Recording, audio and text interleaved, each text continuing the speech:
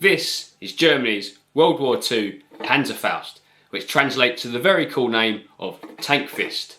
The official name is Panzerfaust 60. The 60 represents the range in metres.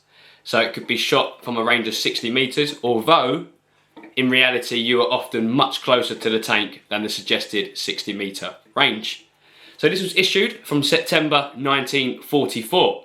However, the first issue of Panzerfaust came the year before, in August, and that only had a range of 30 metres. It could be carried and fired by one man, one woman, or even a small child.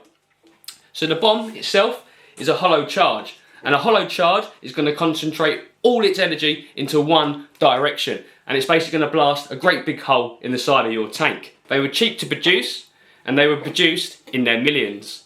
It could penetrate up to 200 millimetres of Allied armour. The Allies were very fearful of this weapon, in particular on the bus through on the way to Berlin.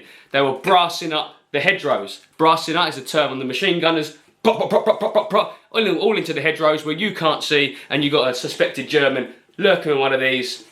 You've survived, what, 5 years of the war, only to come to the end from someone hiding there. So it created a lot of fear, this weapon. It did create a lot of fear. And although it did create a lot of fear, it did have some problems. It was susceptible to damp, and that dampness ended up causing duds. So sometimes it just knocked on your tank, like someone knocking at my door. Despite what it looks like, it's not actually a rocket launcher. So the bomb is propelled by a charge of gunpowder. And that charge of gunpowder effectively makes it a small recoilless gun.